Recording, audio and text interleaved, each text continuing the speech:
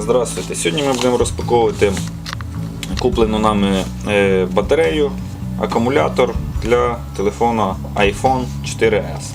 Купили ми його на OLX за 250 гривень, плюс 20 гривень доставка Укрпоштою.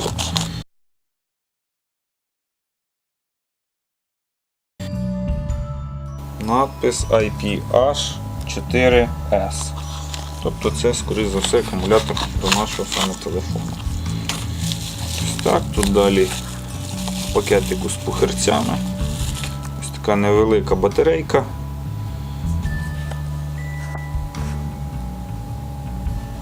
1430 мАч, виробництво Avalanche, літій-іонний акумулятор, використовувати згідно правил, берегти від пошкоджень, не розташовувати біля відкритого вогню, не замикати клеми акумулятора. Зроблено в КНР.